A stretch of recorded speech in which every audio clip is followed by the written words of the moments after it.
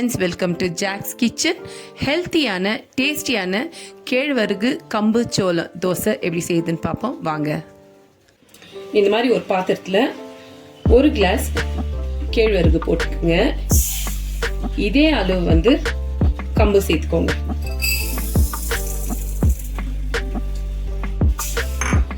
அதே மாதிரி இதே அளவு சோளமும் சேர்த்துடுங்க.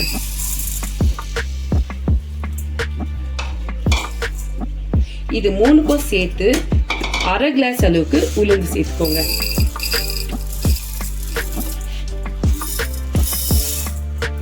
அரை கிளாஸ் உளுந்து சேர்த்துட்டு கொஞ்சமா ஒரு 1/4 ஸ்பூன் அளவுக்கு வெந்தயம் சேர்த்துக்கோங்க. சேர்த்து இதை ஒரு 4-5 முறை நல்லா கழுவிட்டு ஒரு 8 மணி நேரம் ஊற வச்சு எடுத்துக்கலாம். பாருங்க, 8 மணி நேரம் இது நல்லா ஊறி இருக்குது. ஏன் 8 மணி நேரம் சொல்றேன்னா, இது எவ்வளவு நல்லா ஊறுதோ அவ்வளவு நல்லா நம்மளுக்கு மாவு கிடைக்கும், தோசை நல்லா வரும். அதனாலதான் இப்போ இதை மிக்ஸி ஜார்ல போட்டு நம்ம அரைச்சி எடுத்துக்கலாம்.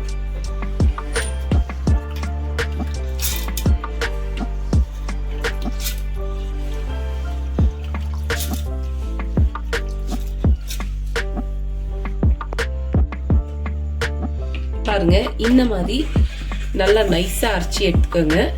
அப்பதான் தோசை நல்லாவே வரும். இப்ப இதை ஒரு பாத்திரத்துல ஊத்திக்கலாம்.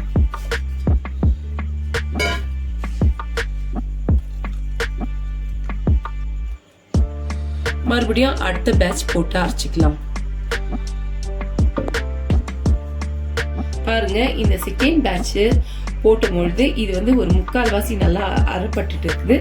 இப்போ இதுல ஒரு 3 ஸ்பூன் அளவுக்கு சாதம் போட்டுக்கோங்க. இல்ல சாதம் வேண்டானாக்கா ஒரு 3 ஸ்பூன் அளவுக்கு அவல் போட்டு சேர்த்து அரைச்சிக்கோங்க. அப்ப நல்லா வரும் தோசை, நல்லா சாஃப்டாவும் வரும்.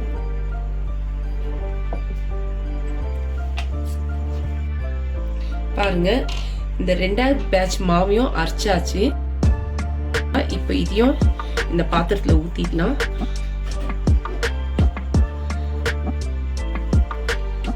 அவ்வளவே தாங்க. இதுல உப்போ சோடாவோ எதுவும் போட தேவையில்லை. அப்படியே மூடி போட்டுடலாம். அப்படியே மூடி போட்டுட்டு காலையில பார்ப்போம். பாருங்க, மாவு எவ்வளவு நல்லா புளிச்சு வந்துருக்குது. இப்போ இது எல்லாத்தையும் இப்படி கலந்து விட்டுக்கலாம்.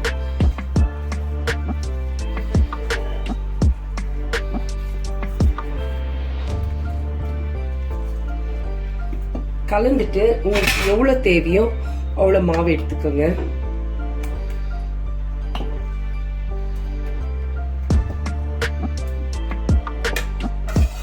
மீதி உள்ளது அப்படியே எடுத்து ஃப்ரிட்ஜ்ல வச்சுக்கலாம். இப்போ இதுல உப்பும் சோடாவும் போட்டு தோசை ஊத்தலாம். பாருங்க, கல்லு நல்லா சூடாயிடுச்சு. ஆல்ரெடி நான் உப்பு சோடா போட்டு கலந்து வச்சிருக்கிறேன். இப்போ தோசை ஊத்தலாம்.